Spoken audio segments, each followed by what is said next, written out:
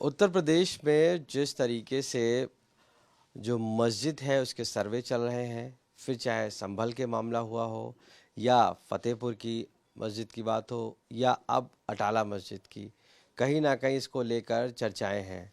ऐसे में साफ तौर से कहा जाता है कि नीचे मंदिर है, लेकिन उसके आगे भी अब बौद्ध की मूर्ति तक कहा जाने लगा है कि उसके आगे इतिहास अगर निकालेंगे तो बहुत सारी चीज़ें निकलेंगी।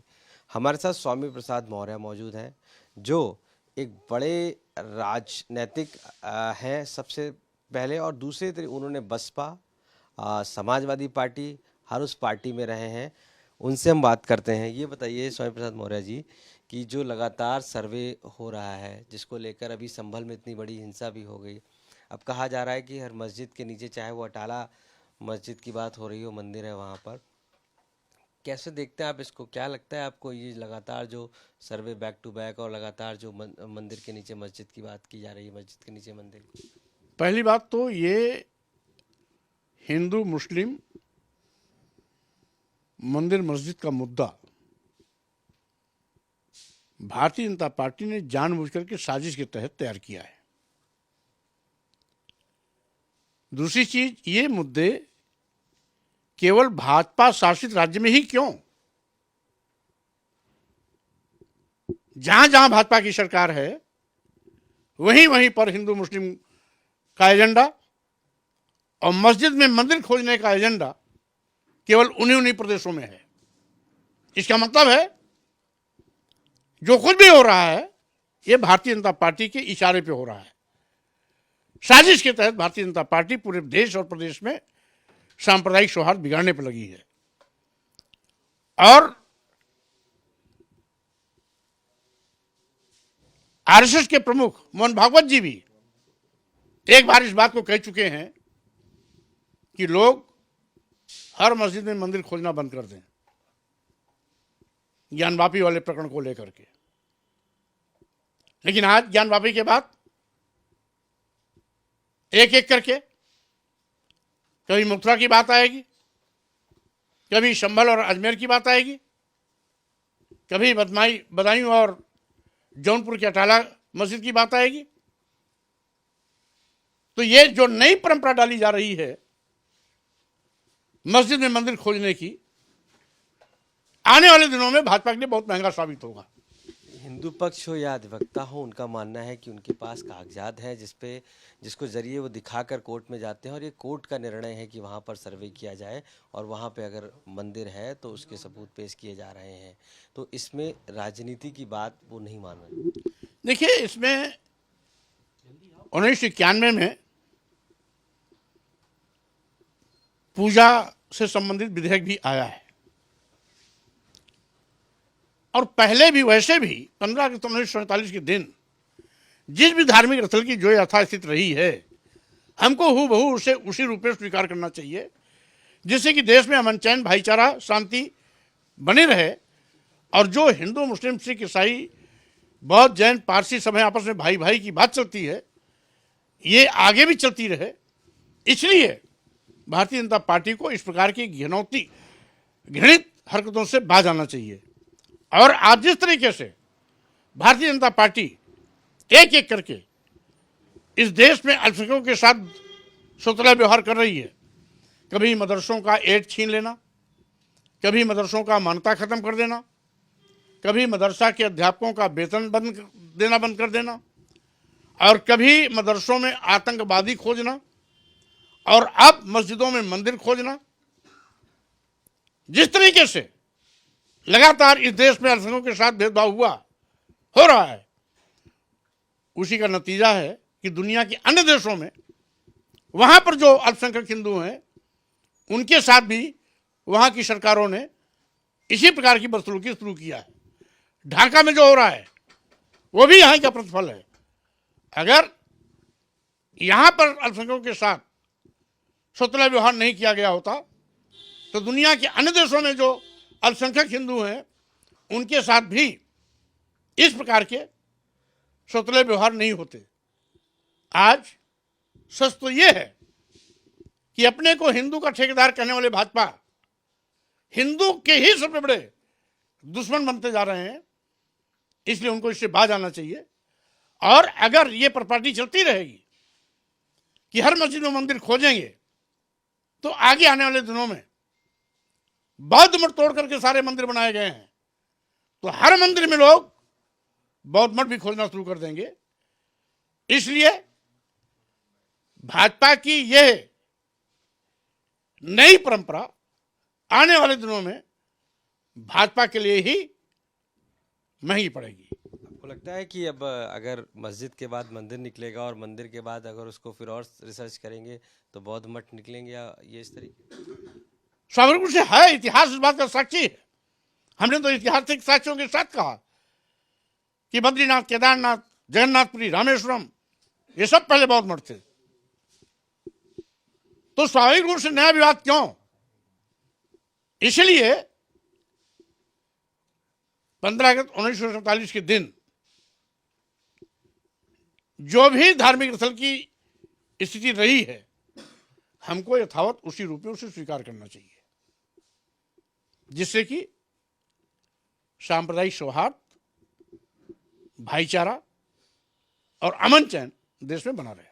ये बौद्ध की बात को आपको जिस तरीके से कोर्ट में कागज पेश किए जाते हैं, कहा जाता है कि ये इतिहास में रहा है, तो आपको क्या इस कागज कोई कॉन्क्रीट ऐसी चीज़ है जो आप मानते हैं पेश की जानी चाहिए, जिससे आपको लगे कि आगे इतिहास में जो आप बौद्ध की बात कर रहे हैं या बौद्ध मठ रहे हैं या मंदिर रहे हैं वो निकलेंगे? इसके लिए कोई कॉन्क्रीट चीज़? भाई देखिए, अयोध्या इस बात का आपके सामने है। 3 बार पुरातत्व विभाग द्वारा खुदाई हुई, तीनों बार बुद्ध और बुद्धकालीन अवशेष मिले। माननीय सर्वोच्च न्यायालय ने राम मंदिर बनाने का जो आदेश किया, उसमें राम संबंधित कोई अवशेष नहीं मिले थे। बुद्धकालीन अवशेष के आधार पर ही राम मंदिर की, यहाँ पर बुद्धकालीन अवशेष थे, बुद्ध का ये कार्यक्षेत्र रहा है, इसलिए माना जा सकता है कि यहाँ राम पैदा हुए होंगे। इस आधार पर उसे राम मंदिर कहा गया था। इसलिए आज अगर इतिहास में जाइएगा तो ये जो हवाई खेल खेल रहे हैं, ये कहीं ठहरेंगे नहीं।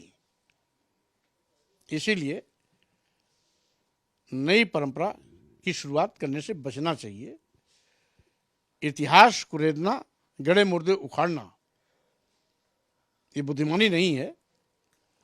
15 अगस्त 1947 के दिन की स्थिति को हमें स्वीकार कर देश हित और राष्ट्र हित, संविधान की मान्यताओं के अनुरूप कार्य करते हुए आगे बढ़ना चाहिए।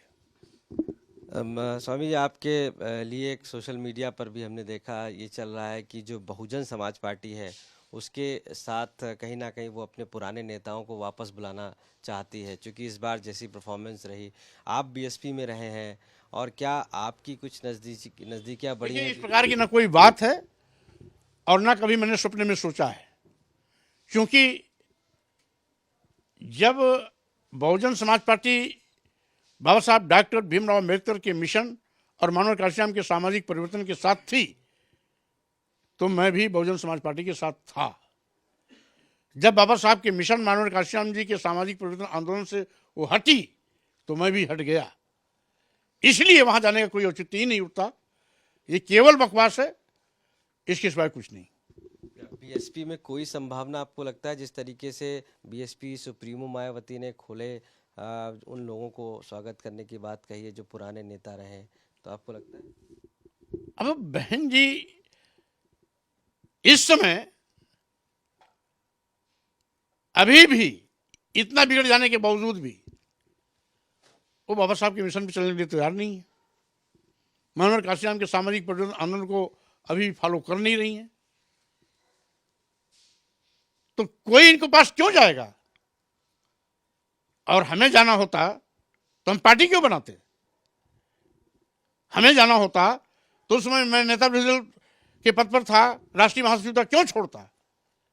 मैं इसीलिए छोड़ा था कि ना अब बाबा साहब का मिशन रह गया, ना मानव काश्याम का सामाजिक परिवर्तन आंदोलन रह गया, और अब बहुजन समाज पार्टी का एजेंडा, जिसकी जितनी तैयारी उसकी उतनी हिस्सेदारी, यानी थैली पर आधारित हो गई।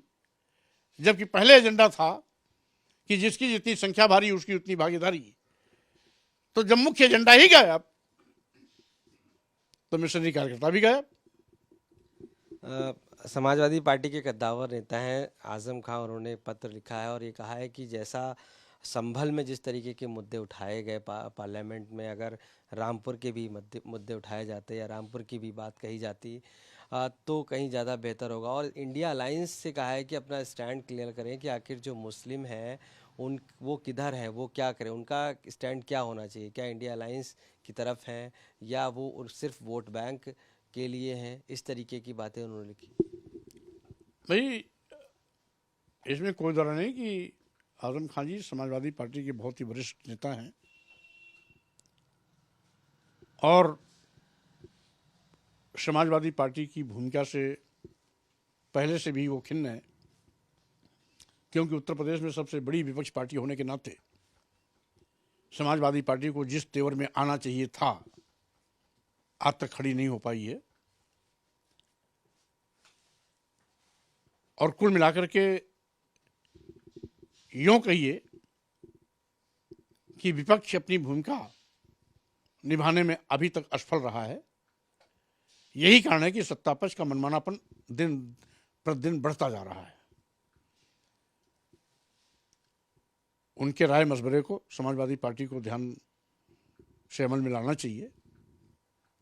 उनका दर्द अपनी जगह सही है कि अगर विपक्ष मजबूत होता तो रोज मस्जिद मंदिर खोजने का नाटक आज नहीं चलता। आपको लगता है कि ये जो मुस्लिम वोट बैंक की जो उन्होंने बात कही है वो कहीं ना कहीं इंडिया अलायंस क्लियर नहीं कर रहा है कि उसकी क्या उपस्थिति है, वो किस तरीके से प्रयोग में लिया जा रहा है, किस तरीके से उसको आगे बढ़ाना है, इस बारे में इंडिया अलायंस क्लियर नहीं कर रहा है? नहीं, देखिए हमने कहा ना कि इंडिया अलायंस, भाई यूपी में क्या इंडिया अलायंस, यूपी में तो समाजवादी पार्टी मेन पार्टी थी। उसने तो सच पूछे तो अल्पसंख्यकों को सही मायने में हिस्सेदारी भी नहीं दी। वो तो अल्पसंख्यकों की मजबूरी का फायदा उठाया। वो जानती थी कि ये भाजपा में जा नहीं सकता, हम सबसे बड़ी पार्टी है, हमें अलवा कहीं और जाएगा नहीं। तो इसलिए मनमाने तरीके से अल्पसंख्यक समाज के साथ उन्होंने मजाक किया। ये पीड़ा आजम खान जी की जायज़ है।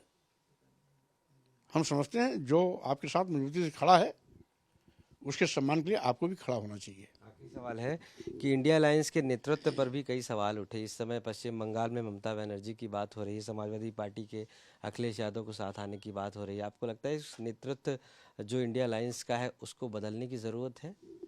देखिए, अब कुल मिलाकर के